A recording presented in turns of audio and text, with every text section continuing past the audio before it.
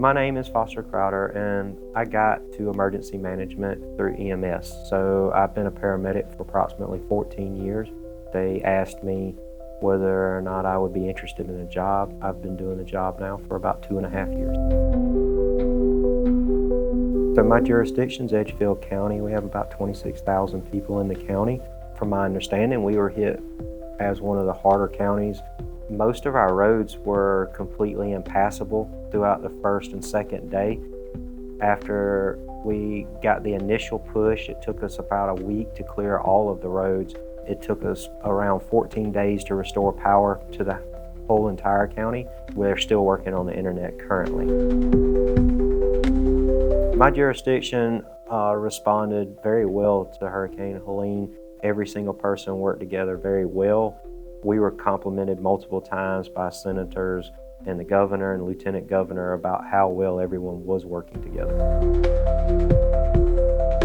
Helene affected us majorly with multiple power outages and internet outage. It took us 7 to 8 days to restore power to even some of the main municipalities, a total of about 14 days to restore power to the actual whole county. Internet-wise, I don't think everybody realized how dependent we are nowadays on internet. And at one point in time, we actually lost the cell towers for about a day and a half. We never lost communication on our radio system the whole entire time.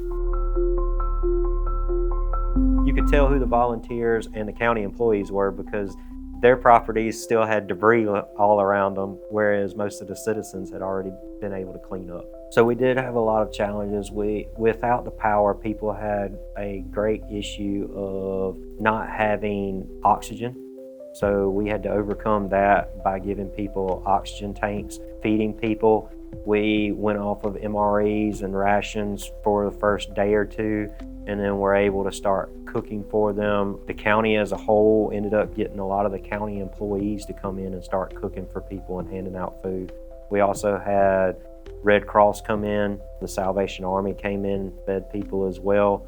Most of our fire departments were giving out MREs and water. Our school district opened up a shelter. Those ran for about 5 to 6 days. I think overall is almost like a movie that I feel like I play back in my head. I'm not sure there's one incident that I can actually pick out. I do know that I worked 198 hours in 2 weeks. I would get home and answer Facebook, website, emails from citizens trying to keep them updated, go to bed at midnight, and then wake up at 2:30, 3 o'clock in the morning because dispatch called me and told me that there was something wrong, something broken, a generator down, and have to go back in. So for the first week or two, I was getting 2-3 hours of sleep. I remember I had a massive headache one day, and my assistant stopped me and asked me when the last time I'd eaten was, and I couldn't even remember. So I think overall the whole thing just plays back almost like I wasn't there. Only issue I think that we could not overcome was accessibility. Because we had so many trees down and so many blocked roads, there was a EMS call that went out right before we hunkered down, where a single wide had collapsed on a family, and I was trying to get to them and I could not make it out of Edgefield. That was our major issue, was just cutting and clearing. We had so many power lines that were down, wrapped up in trees, that whenever you went to try and cut them, you couldn't cut them because the power lines were wrapped up and you didn't know if it was safe or not. So I will tell you that we had one elderly couple that called several days after and told us that they did not have food, water, supplies to make it through. And I know one of our volunteer fire services ended up spending 14 hours cutting their way down their road to gain access to them so that they could give them food and water. And that's not a singular story. I'm sure every other fire department that we have in the county did something to the same extent. That's just one of them that I know about. So communication was of the utmost importance.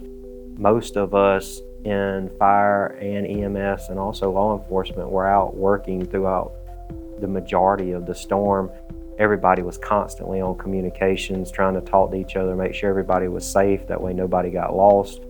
My EOC has cellular distribution points in it, so I didn't realize it until someone else came in and actually told me, hey, we can't make phone calls. I would never depend on just a cell phone solely, especially not for emergency work.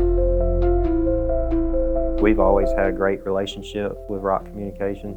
They've always put us first, even though I do know that we are a smaller subscriber base, because a lot of times you get companies that if you are not a large subscriber and you don't give a lot of money towards them, you kind of get left on the back burner, but we've never felt that way. So I would recommend Fleettalk and Rock Communications as a whole. We have not had any poor service from them at all. Everything that we've asked of them, they've immediately jumped on. I would absolutely tell them, anybody who's considering it, to go ahead and make the jump.